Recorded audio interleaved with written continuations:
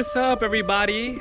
We are here at Tibes, Puerto Rico, to visit the ceremonial center where we can learn more about the Igneri indigenous population.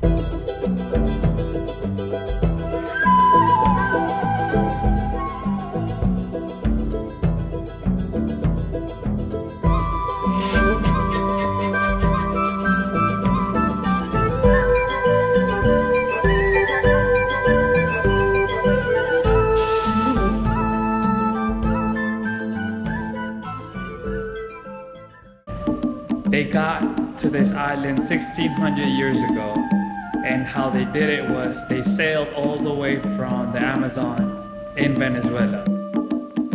Now, the reason that they called the indigenous people Taínos was because that's how they called each other friend. And when the Europeans came, they would say that they were Taínos, trying to say that they were friendly people. So an interesting fact about the indigenous people is that they would wrap their head when they were born to push the skull. Their men would let their hair grow all the way to the neck and would cut the front. Now the woman, she would let her hair grow all the way to the back. They basically wore no clothing, and they would paint their bodies.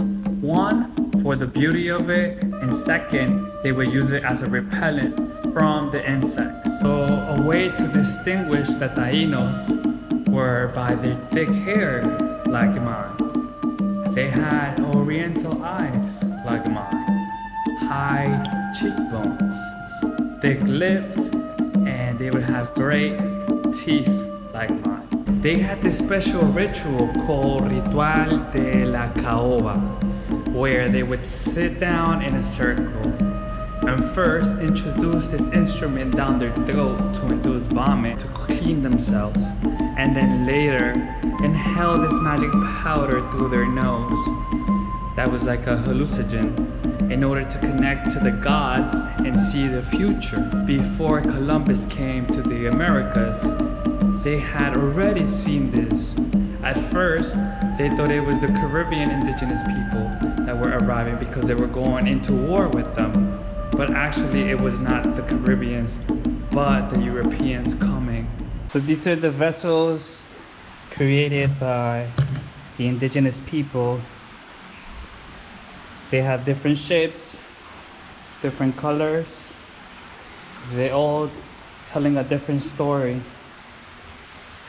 For example, this one is a replica of one that was built and was created around 1200, 1500 AD. These are the different faces of the Puerto Ricans.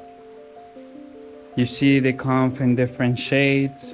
It could be black, white, brown, indigenous looking, but they're all beautiful. That's what distinguishes this beautiful island. The diversity, the different type of cultures, the cuisine, the different type of ways they use the language. Okay, so now we're looking at this map, which is very interesting because it shows the different type of food and objects and how it was distributed throughout Latin America. So for example, you have the corn that ended up in the island, in the Caribbean islands, but it was also brought down to South America, going to places like Colombia, Brazil, Peru, Ecuador. But not only that, now you have the different type of tools and objects. You have the gold here in Colombia being distributed to the people here. You can see the different type of instruments that were also distributed.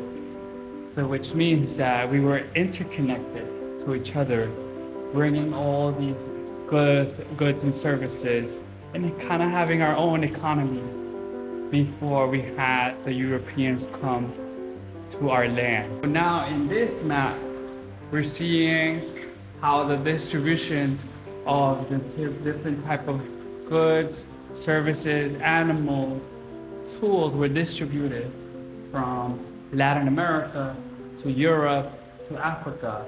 So for example, from this side of the world, from the Americas, you will have like the cacao, the chili, the gold, the pineapple, the corn, the yucca, going to the other side of the world, going to Europe, to Africa, and vice versa.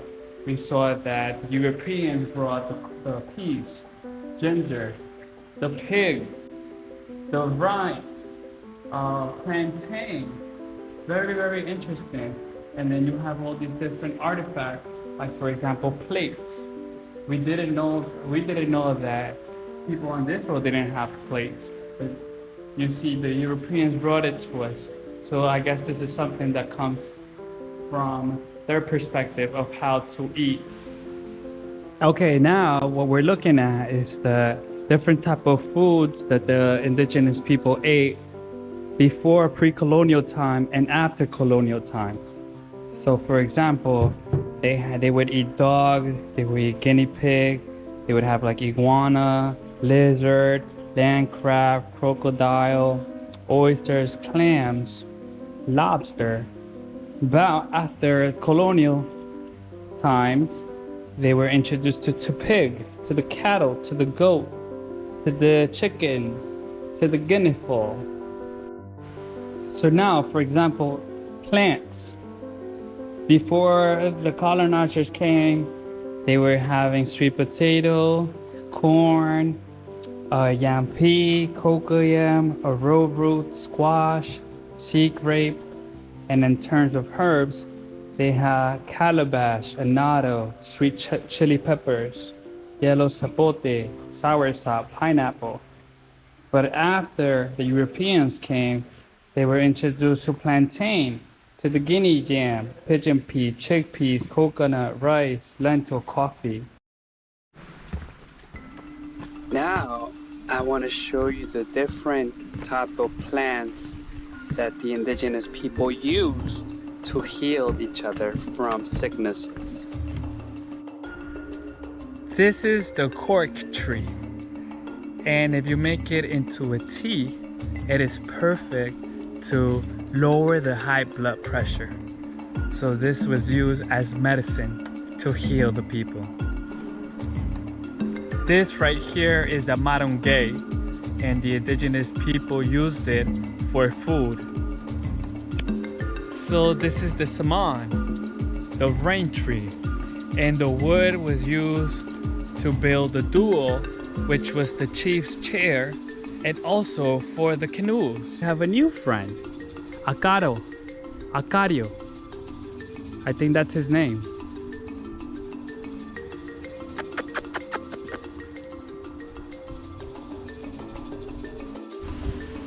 Now we have the West Indian elm, which is used for remedy for diabetes, and also was used as wood for the fire. This is the pendula, and the wood is used for the creation of violins. This is the hobo tree. If you use the tree and you make it into a tea, it is perfect to heal throat infections.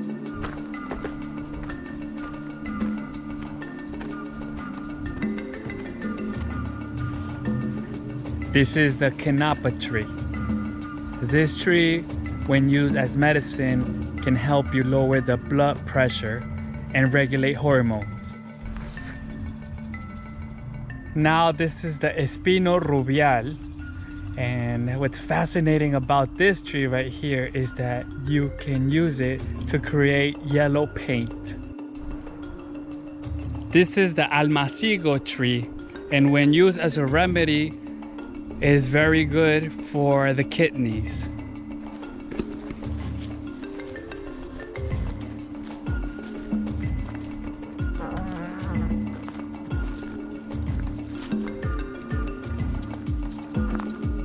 So right here in the back, this is the semi-bowl court, and this is where the indigenous people would play their game called bate. It is kind of like soccer, where they have a ball and they would kick it.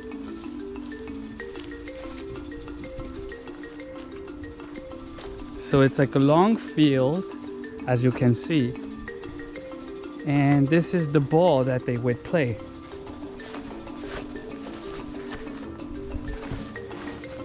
Oh, we have to be careful because it's filled with insects. But that's the idea. They would kick it with each other and just bring it all the way to the other side. So it's very, very similar to soccer. ¿Todavía existen indígenas acá? En la sangre. En la sangre. Sí, de nosotros, sí. Lo que pasa es que hubo la Iglesia Católica aceptaba que se casasen, siempre y cuando que fueran bautizados. Y entonces, no como la Iglesia en Norteamérica, Estados Unidos, que prohibían el casamiento entre razas. Lo prohibían. Pero la Iglesia Católica los casaban, y si un indígena, claro, tenía que ser bautizado, ¿no? Se casaba. Yo me imagino que la indígena conocía muy bien el terreno y tiene el poder de la monarquía, que le dice: le vamos a regalar terreno gratis si lo desarrollan. Yo me imagino que esas españolas se quedaron en España y dicen: yo para América yo no voy, eso es muy salvaje. Me imagino que lo que vendrían eran los pobres de España buscando la oportunidad de tener algo antes de morirse, antes de llegar a la vejez, y tener algo que diga: esto es mío, que morirse pobre sin nada. ¿Los indígenas no tenían algún sistema parecido a una democracia? Tenían algo parecido al bien común, para no mencionar comunismo. Y era que el lugar era, este lugar era un lugar sagrado, no era un lugar de vivienda, donde venían de diferentes aldeas y se competían a jugar un juego parecido a un juego de los mayas, pero sin el arco ese de piedra. Lo jugaban sobre el cementerio. Sí. Sí, aquí hay mucho enterramiento. Aquí sacaron entre esta plaza y aquella otra, sacaron 160 entierros, y todos estaban enterrados en una forma fetal, que las rodillas estaban pegadas al pecho. ¿Con qué razón? Especulan de que es como la forma de nacer al principio, que salieron de la madre, o de la madre están en forma fetal.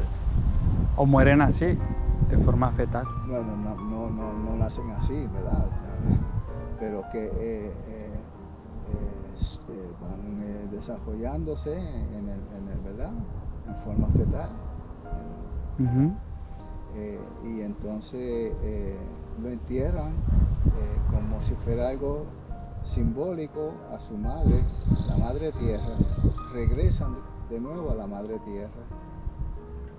Ellos creían también que estando muertos seguían dándole vida, energía a las futuras generaciones.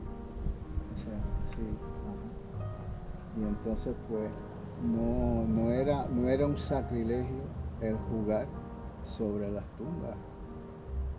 Como yo digo tumba, porque eso era lo que había aquí, era un cementerio. Pero una tumba, a lo que nosotros los cristianos conocemos, son sagradas.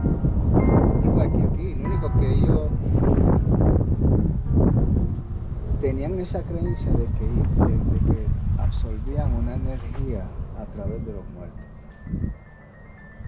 Por eso jugaban encima de... Sí, especialmente los niños y los atletas. ¿Y pero de qué se trataba el juego? El juego era parecido al soccer, al fútbol, con la diferencia, y el de los mayas, con la diferencia de que no tenían el aro y no se sacrificaban personas humanas. Lo único, y venían de diferentes aldeas a competir. Oh, sí. Se competían uno al otro y se apostaban, hacían apuestas.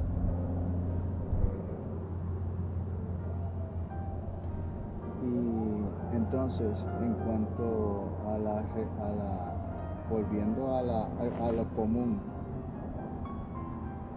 compartir a lo común, que dije que no era comunismo, era que ellos traían su propia comida, cada aldea traía su propia comida, y entonces si te das cuenta, en el museo, ¿viste? Entraste al museo, en el museo hay una vasija, una cerámica un poquito más grande, y era que ahí compartían todos la comida. O sea, la comida era en común y estaban en unión. Común, unión. Entonces habían indígenas pacifistas y habían indígenas de guerra, entonces. ¿Aquí? No, sí, en Latinoamérica. Bueno, sí, claro, pero los mayas, me imagino que los de Perú eran, ¿qué? Incas. Ujú. Sí, creo que el más pacífico eran de aquí, del sur de la isla. Lo único que se sabe era que practicaban dentro aparte del juego del batú, era el guasábara. El guasábara era un deporte, como decir, ver dos gladiadores peleando. Lo único que pues era mortal, o sea que se podían morir en el juego de pelea. Se podrían matarse uno al otro, pero no eran guerreros en el sentido de conquistar otros terrenos como para extender su imperio. Y sí, defendían lo de ellos. Que ellos usaban como cierto polvo para entrar como en alucinación para Sí. conectar con los dioses. Sí. Ese es una planta que está cerquita antes de tú llegar al puente, de aquí para allá. Es una mata. Ay, caramba, yo creo que yo vi cerquita. No creo que yo la vi. Se llama la jojoba. Jojoba. Y entonces la semilla que brota esa mata, lo mezclaban con otro ingrediente y entonces formaban un polvo y lo inhalaban por la nariz. Y eran los sacerdotes los que tenían y el sacerdote era músico. Uh-huh. Era músico y me imagino que como los Beatles le cantaba lo que qué sé yo, porque lo consultaban para si tenían un dilema, algo de su vida, y entonces pues él trataba de buscar una solución a través de esa experiencia alucinógena. Es posible que, no sé, de ahí fue que surgió el mensaje de que iban a venir Los europeos. un dios. Discriminaban los conquistadores españoles, decían que eran vagos, Eran vagos porque no hacían lo que querían que hiciesen. Pero una persona vaga no levanta un brazo, no levanta una pierna, no hace nada. Y entonces, para ponerte estas piedras. Esto es un vago, trabajo. pues.